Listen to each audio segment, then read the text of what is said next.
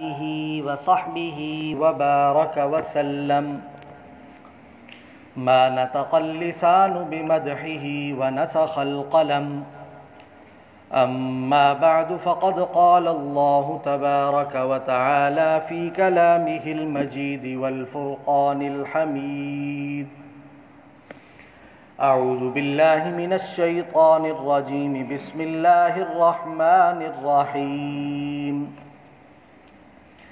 يا أيها الذين آمنوا ادخلوا في السلم كافة ولا تتبعوا خطوات الشيطان إنه لكم عدو مبين. قال النبي صلى الله عليه وسلم: لا إيمان لمن لا أمانة له ولا دين لمن لا عهد له، أو كما قال عليه الصلاة والسلام. صدق الله العظيم وصدق رسوله النبي الكريم، ونحن على ذلك لمن الشاهدين والشاكرين والحمد لله رب العالمین. تمام احباب عقیدت اور محبت کے ساتھ درود شریف پڑھیں.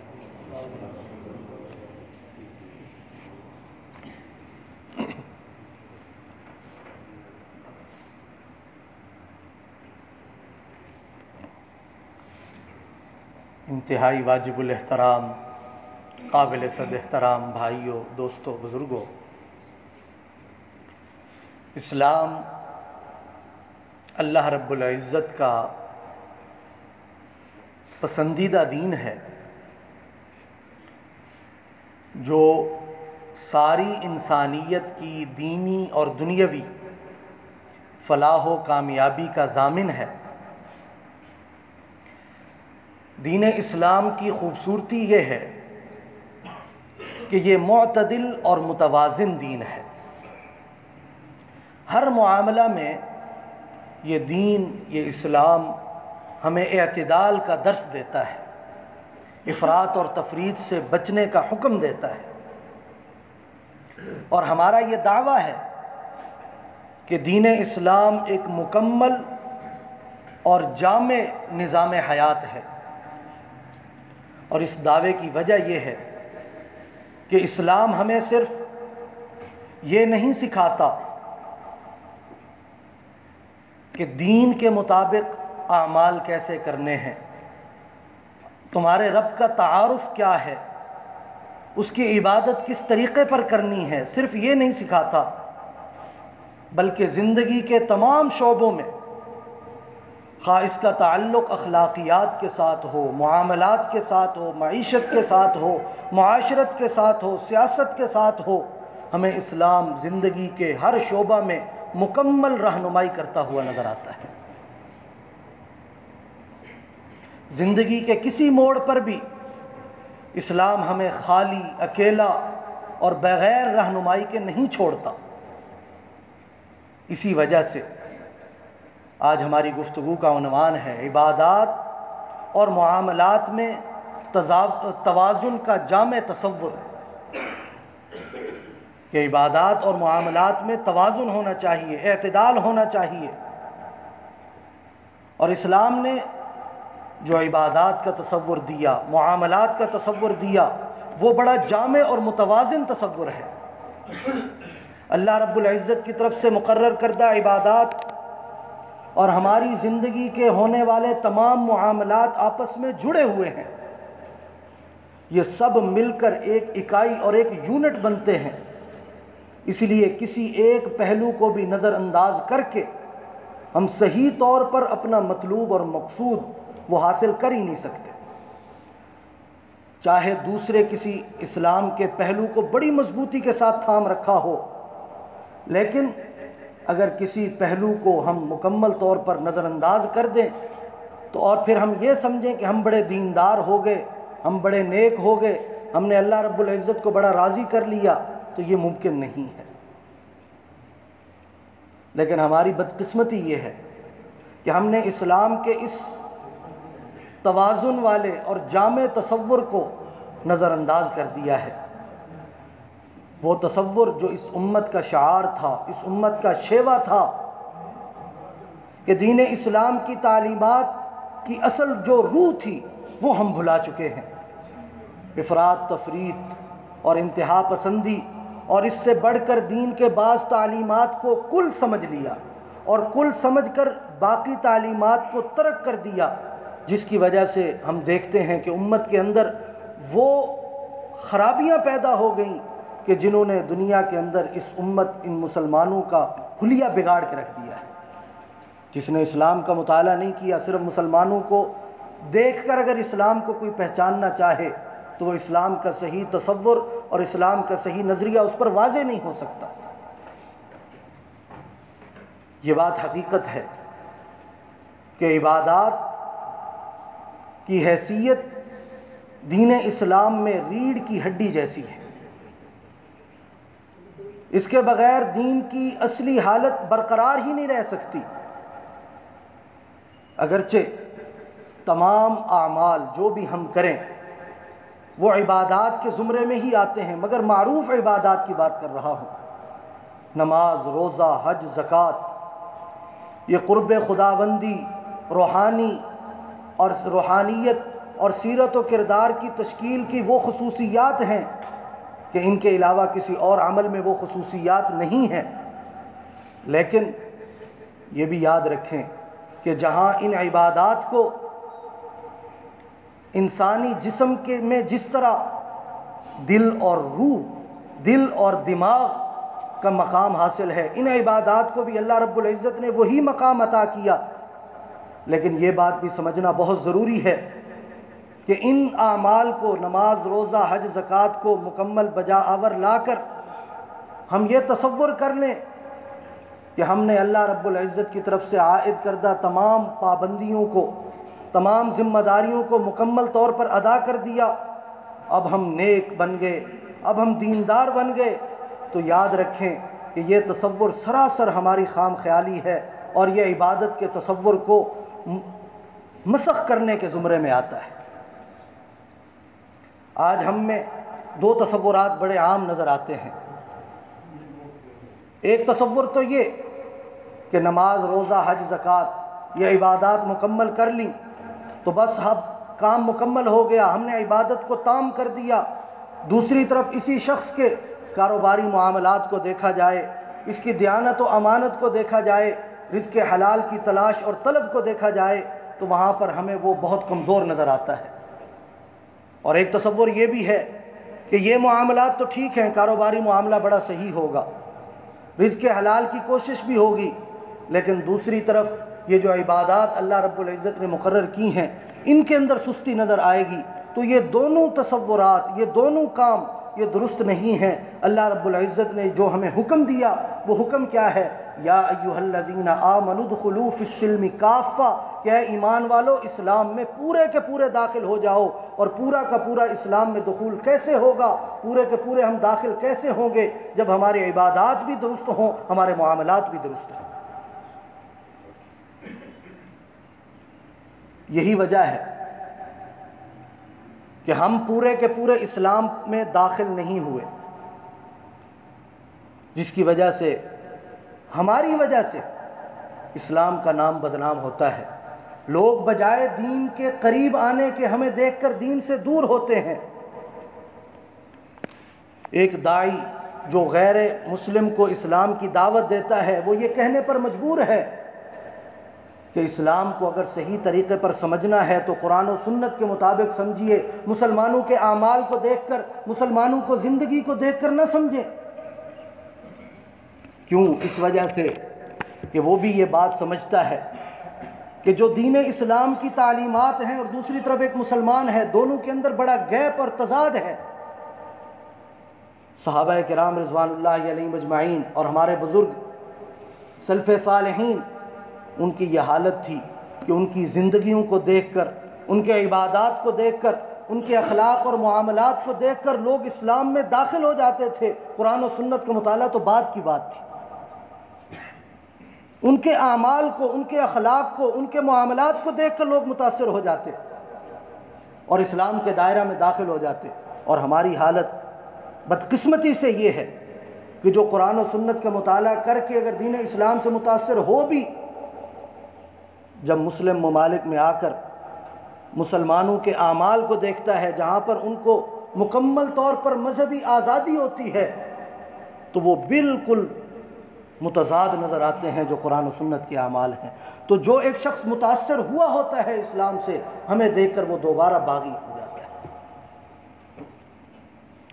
تو اسی لیے ہمیں سمجھنا ہوگا کہ دینداری مکمل دین پر عمل کرنے کا نام ہے، اللہ رب العزت کے احکامات کی بجا آوری کا نام ہے. دینداری، پرہیزگاری اور تقوی صرف یہ نہیں ہے کہ پنجگانہ نمازوں کو ادا کر دیا، بلکہ ساتھ تہجد کا اہتمام بھی کر لیا، قرآن پاک کی خوب تلاوت بھی کر لی، اذکار مسنونہ کی پابندی بھی کر لی، رمضان آیا روزوں کا اہتمام کر لیا، اپنے مال سے زکوٰۃ ادا کر دی، بلکہ کبھی کبھی صدقات بھی دے دیے، اسی طرح حج بھی کر لیا. تو اب بات مکمل ہو گئی، کام مکمل ہو گیا. یہ ہرگز ایسا کام مکمل نہیں ہوا، بلکہ مکمل دین میں داخل کب ہوں گے؟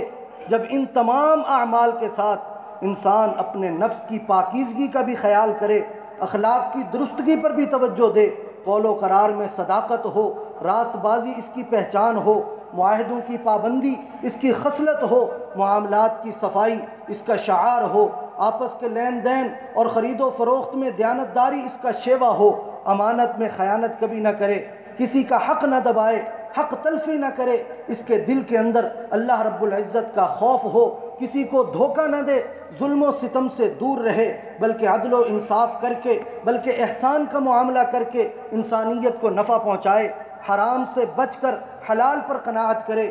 اسی طرح حب مال سے، حب جاہ سے، ریا سے، حسد اور کینہ سے، اور بغض اور عداوت سے، عجب اور تکبر جیسی مہلک بیماریوں سے خود کو پاک کرنے کی فکر کرے اور اپنے عقائد کو درست کرے. جب یہ تمام صفات سے متصف انسان ہوگا، اس کو یقیناً مکمل دیندار کہلانے کا حق حاصل ہوگا.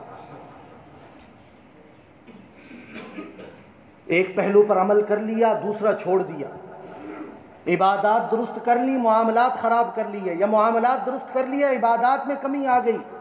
یاد رکھیں یہ پھر اس حکم پر عمل نہیں ہے جو اللہ رب العزت نے فرمایا یا ایھا الذین آمنوا ادخلوا فی السلم کافہ، پورے کے پورے اسلام میں داخل ہو جاؤ. نماز، روزہ، حج، زکوٰۃ یہ اسلام کی عمارت کے ستون ہیں، لیکن یاد رکھیں کہ ستون ہو، عمارت نہ ہو تب بھی بات مکمل نہیں ہوتی. اسی طرح عمارت ہو لیکن مضبوط نہ ہو، اس کے بھی گرنے کا ہر وقت خدشہ رہتا ہے. یہی وجہ ہے کہ صرف اگر معاملات کی درستگی ہی مقصود ہوتی تو بے شمار غیر مسلم آپ کو ایسے نظر آئیں گے کہ جن کے معاملات ہم میں سے کئیوں سے بہت بہتر ہوں گے، لیکن اس کے باوجود بھی اللہ رب العزت کیا فرماتے ہیں؟ اولئک ہم شر البریہ، یہ بدترین مخلوق ہے. اگر ہم بہترین مخلوق بننا چاہتے ہیں تو پھر یاد رکھیں اس کا بھی طریقہ اللہ رب العزت نے بتایا. ان الذین آمنوا، سب سے پہلے تو ایمان لے کر آنا ہے، عقائد درست کرنے ہیں، وعملوا الصالحات، نیک اعمال کرنے ہیں، عبادات بھی درست کرنی ہیں، معاملات بھی درست کرنے ہیں. پھر اللہ رب العزت نے اعلان فرمایا اولئک ہم خیر البریہ، یہ بہترین مخلوق ہے، یہ بہترین مخلوق ہے. پھر ان کا بدلہ بھی اللہ رب العزت نے بیان کیا. جزاؤہم عند ربہم جنات عدن تجری من تحتها الانہار خالدین فیہا ابدا، ہمیشہ ہمیشہ کی جنت اللہ رب العزت ان کا مقدر فرما دیں گے. اور اس سے بڑا انعام رضی اللہ عنہم ورضوا عنہ، اللہ ان سے راضی ہو جائیں گے، یہ اللہ سے راضی ہو جائیں گے. تو اسی لیے معاملات کی درستگی حقیقت میں دین کی درستگی ہے. حضرت فاروق اعظم رضی اللہ عنہ کے پاس ایک شخص گواہی دینے کے لیے آیا. جانچ پرکھ کے لیے حضرت فاروق اعظم رضی اللہ عنہ نے فرمایا کہ کوئی ایسا شخص لاؤ جو تمہاری گواہی دے کہ تم ایک اچھے آدمی ہو اور مجھے تمہاری گواہی قبول کرنی چاہیے. وہ شخص گیا، ایک آدمی کو ساتھ لے آیا. حضرت فاروق اعظم رضی اللہ عنہ نے اس سے سوال کیا کہ کیا یہ تمہارا پڑوسی ہے، تم اس کے پڑوس میں رہتے ہو، آتے جاتے اس کو دیکھتے ہو کہ تم اس کی گواہی دیتے ہو کہ یہ اچھا آدمی ہے؟ کہا ایسا تو نہیں ہے۔ پھر سوال کیا کیا تم نے اس کے ساتھ سفر کیا ہے کہ سفر میں تم نے اس کو بڑا اچھا پایا، بڑا اچھا رفیق سفر پایا کہ آج تم گواہی دینے کے لیے آگے کہ یہ اچھا آدمی ہے؟ کہا ایسا بھی نہیں ہے۔ پھر سوال کیا تم نے اس کے ساتھ لین دین کا معاملہ کیا کہ تم نے اس کو لین دین میں بڑا راست باز پایا، امانت دار پایا، خیانت نہ کرنے والا پایا، بڑا دیانت دار پایا؟ عرض کیا ایسا بھی نہیں ہے۔ تو حضرت فاروق اعظم رضی اللہ عنہ نے خود ہی فرمایا پھر ہوگا یہ کہ تم نے اسے مسجد میں دیکھا ہوگا تلاوت کرتے ہوئے، نماز پڑھتے ہوئے، رکوع و سجود کرتے ہوئے۔ کیا ایسا ہے؟ عرض کیا بالکل ایسا ہی ہے، میں نے اس کو مسجد میں دیکھا ہے۔ تو حضرت فاروق اعظم رضی اللہ عنہ نے کیا فرمایا؟ فرمایا کہ تمہاری اس کے بارے میں گواہی کا کوئی اعتبار نہیں ہے، کیونکہ انسان کی اصلیت تب واضح ہوتی ہے جب وہ کسی کے ساتھ معاملات کرتا ہے، جب کسی کے پڑوس میں رہتا ہے، جب اس کے ساتھ سفر کرنے کا موقع آئے، یا جب لین دین کا معاملہ ہو، تب انسان واضح ہوتا ہے۔ مسجد میں تو سبھی نماز پڑھتے ہیں، سبھی رکوع و سجود کرتے ہیں، تو عبادات کرتے ہوئے کسی کی آپ پہچان نہیں کر سکتے۔ تو اسی لیے حضرت فاروق اعظم رضی اللہ عنہ نے اس کی گواہی کو ریجیکٹ کر دیا کہ آپ کی گواہی اس کے حق میں معتبر نہیں ہے۔ عبادات بڑا واضح مفہوم ہے اور بڑی وسعت رکھنے والا مفہوم ہے۔ ہمارے تمام ظاہری اور باطنی اعمال، ہمارے تمام اقوال و افعال اس عبادت کے مفہوم میں داخل ہیں۔ اگر ہم اللہ رب العزت کی خوشنودی کے لیے بات بھی کرتے ہیں جس سے اللہ رب العزت ناراض نہ ہو، ہمارے افعال بھی چاہے دنیاوی اعمال ہیں لیکن اللہ رب العزت کی ناراضگی والے نہیں ہیں، تو ہم ان تمام اعمال کو چاہے ظاہری ہوں باطنی ہوں، اپنے تمام اقوال کو ہم عبادت بنا سکتے ہیں۔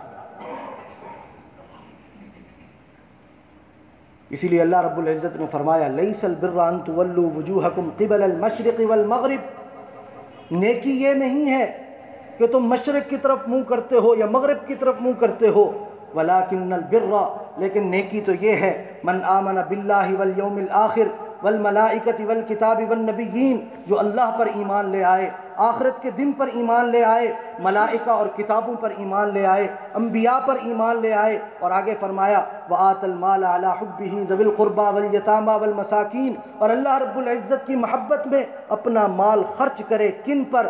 قریبی رشتہ داروں پر جو غرباء ہیں، یتیموں پر، مسکینوں پر اور مسافروں پر، والسائلین اور سوال کرنے والوں پر، وفی الرقاب اور گردنوں کو چھڑانے پر، اور وَأَقَامَ الصَّلَاةَ وَآتَ الزَّكَاةَ اور نماز بھی قائم کرے، وَآتُ الزَّكَاةَ زکوٰۃ بھی ادا کرے، وَالْمُوفُونَ بِعَهْدِهِمْ إِذَا عَاهَدُوا جب کسی کے ساتھ وعدہ کر لے تو اس وعدہ کو وفا کرے، اس وعدہ کی تکمیل کرے، وَالصَّابِرِينَ فِي الْبَأْسَاءِ وَالضَّرَّاءِ مصیبت اور سختی کے وقت صبر سے کام لے، وَحِينَ الْبَأْسِ اور جب جہاد کا موقع ہو وہاں پر بھی صبر سے کام لے، أُولَٰئِكَ الَّذِينَ صَدَقُوا فرمایا یہی لوگ سچے مسلمان ہیں، وَأُولَٰئِكَ هُمُ الْمُتَّقُونَ یہی لوگ متقی ہیں۔ اب اندازہ لگائیں کہ اللہ رب العزت نے، یہ قرآن پاک کا اعجاز ہے کہ ایک آیت کریمہ کے اندر اللہ رب العزت نے ہماری پوری زندگی کا احاطہ کیا ہے، جس کے اندر عبادات بھی آ گئے، ہمارے معاملات بھی آ گئے، ہمارے اخلاقیات بھی آ گئے۔ اللہ رب العزت نے ایک آیت کریمہ کے اندر تمام کا احاطہ کر دیا کہ جب یہ تمام درست ہوں گے تب تم حقیقی معنوں میں نیک بنو گے، تم اپنے دعوے میں سچے ہوو گے، اور تمہارے لیے تقوی کا حکم لگایا جائے گا کہ تم متقی ہو۔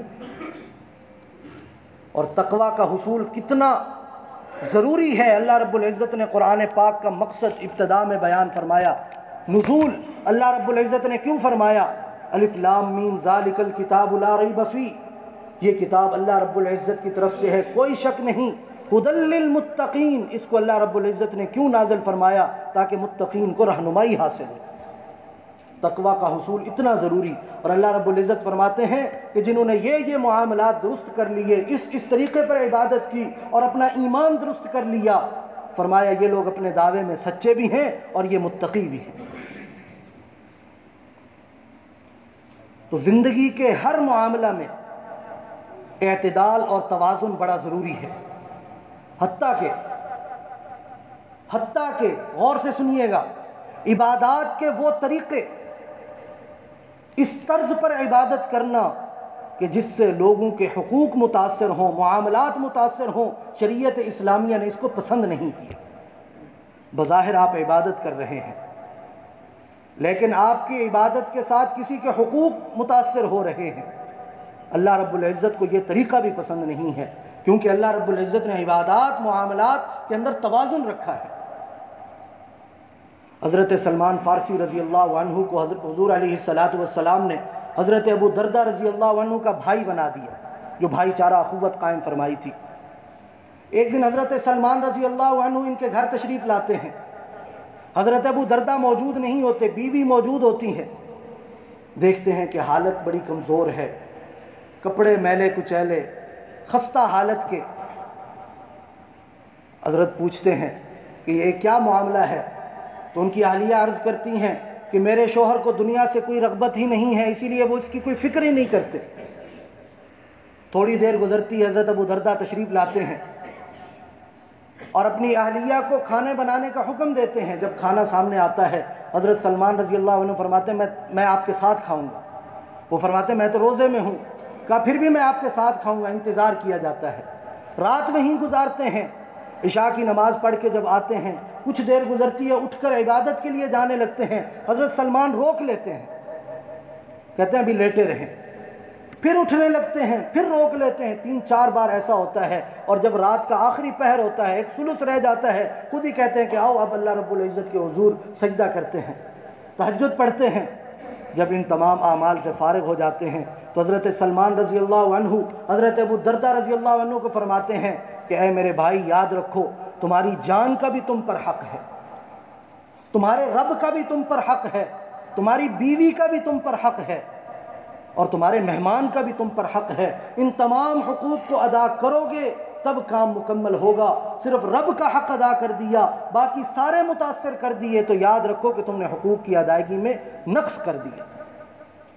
جب یہ بات حضور علیہ السلام کی خدمت میں عرض کی جاتی ہے، حضور علیہ السلام تصدیق فرماتے ہیں اور فرماتے ہیں حضرت سلمان نے بالکل ٹھیک کہا۔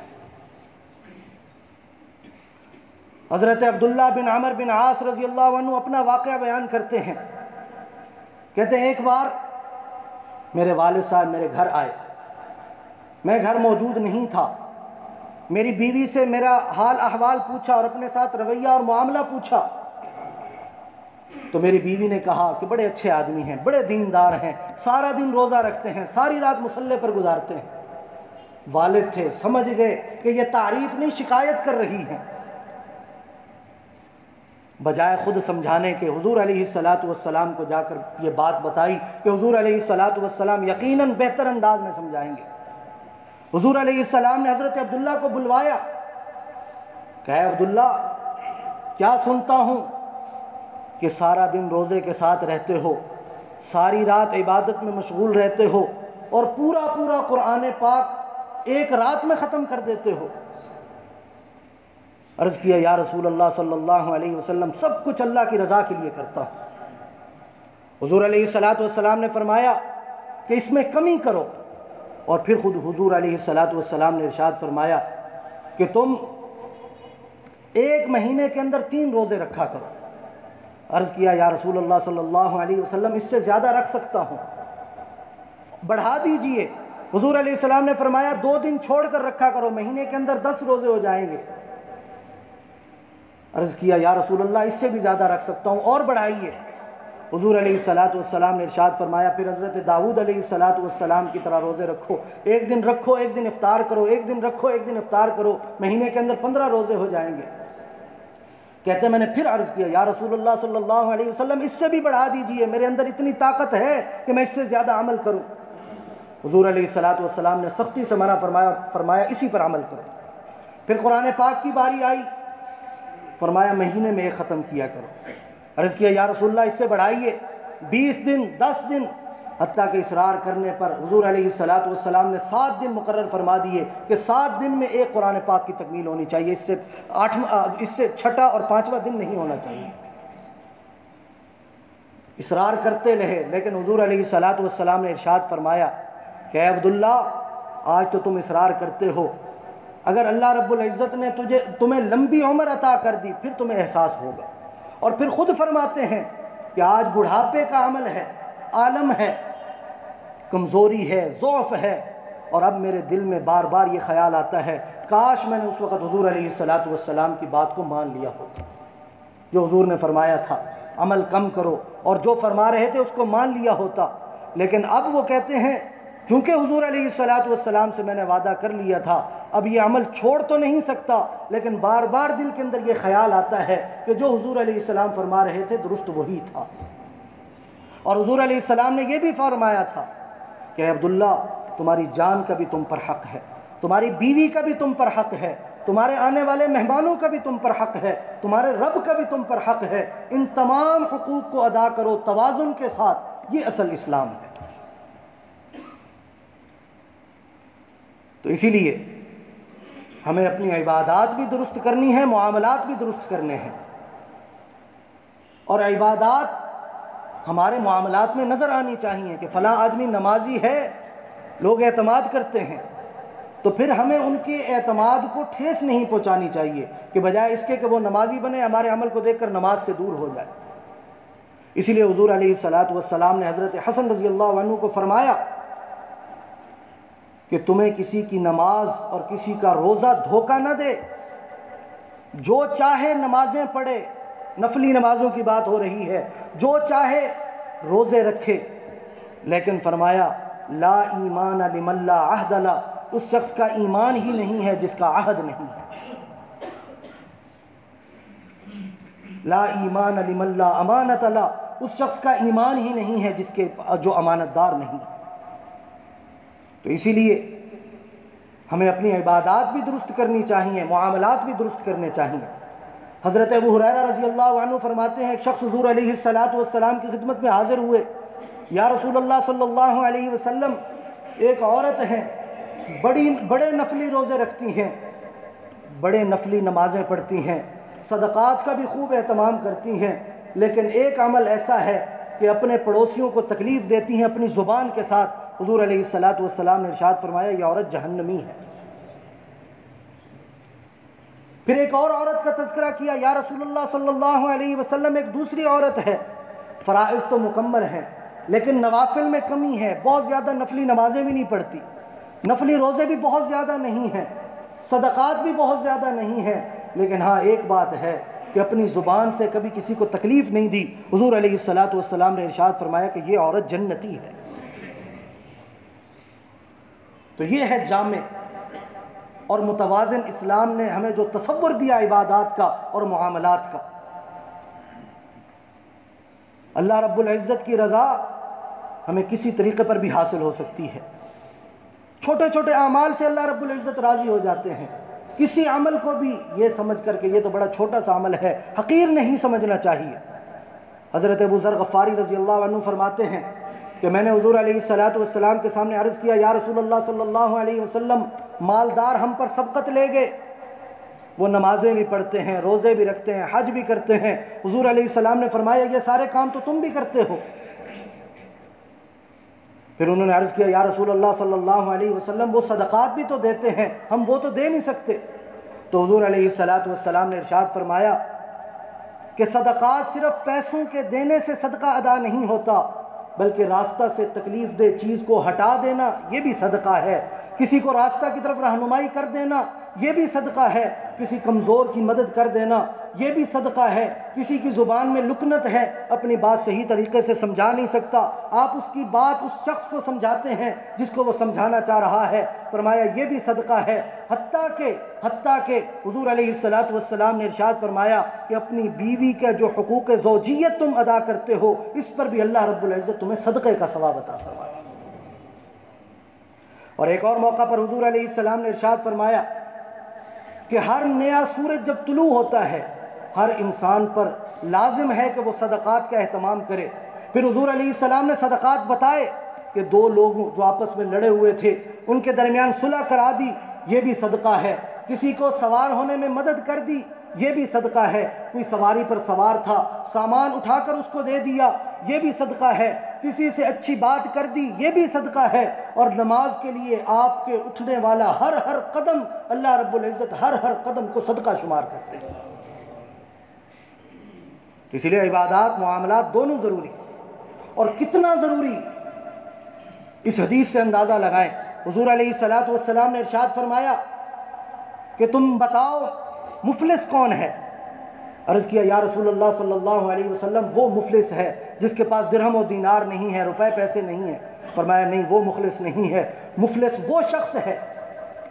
وہ شخص ہے جو قیامت کے دن بڑی نمازیں بڑے روزے لے کر آئے گا، حج بھی اس کے نامہ اعمال میں ہوگا، بڑے اعمال ہوں گے، لیکن کسی کو تکلیف دی ہوگی، کسی کو گالی دی ہوگی، کسی پر تہمت لگائی ہوگی، کسی کو جان سے مارا ہوگا، کسی کو اپنی زبان سے تکلیف دی ہوگی، طرح طرح کی تکالیف دی ہوگی، ظالم بنا ہوگا. اللہ رب العزت اس کے مقابلہ میں مظلوم کو لائیں گے، اس کی نمازیں اس کو دے دی جائیں گی، اس کے زکوٰۃ اور روزے اس کو دے دیے جائیں گے. جب اس کے نامہ اعمال سے وہ سارے اعمال ختم ہو جائیں گے، پھر ان مظلوموں کے گناہ اس کے کھاتے میں ڈال دیے جائیں گے اور بالآخر گھسیٹ کر اسے جہنم میں ڈال دیا جائے گا. حقیقی مفلس یہ شخص ہے.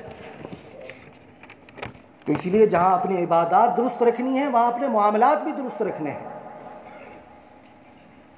اور معاملات کا درست رکھنا کتنا ضروری ہے. حضور علیہ الصلوۃ والسلام نے ارشاد فرمایا کہ ایک شخص اللہ رب العزت کے راستہ میں شہید ہو گیا، پھر زندہ کیا جائے، پھر شہید ہو جائے، پھر زندہ کیا جائے، 3 بار فرمایا اگر اس نے کسی کا قرض دینا ہوگا اللہ رب العزت وہ معاف نہیں فرمائے. تو اسی لیے اپنے معاملات درست رکھیں. اور ہمارے جو احباب اس دنیا سے چلے گئے ان کے اس طرح کے معاملات ان کے ذمے تھے، ہم اپنی طرف سے ادا کریں تاکہ ان کی قبر آسان ہو. اور یاد رکھیں کہ دین اسلام مکمل دین پر عمل کرنے کا نام ہے. ہماری 24 گھنٹے کی زندگی پارٹ ٹائم مسلمان نہیں کہ کچھ کر لیا کچھ نہ کیا، کچھ چھوڑ دیا کچھ کر لیا، بلکہ ہماری ساری زندگی اسلام کے مطابق ہو اور ہم اللہ رب العزت کو راضی کرنے والے ہوں، نفس و شیطان کو راضی کرنے والے نہ ہوں، تو پھر اسلام میں مکمل داخلہ ہوگا اور اسی سے اللہ رب العزت خوش ہوں گے. اللہ رب العزت ہم سب کو عمل کرنے کی توفیق عطا فرمائے. وآخر دعوانا الحمدللہ رب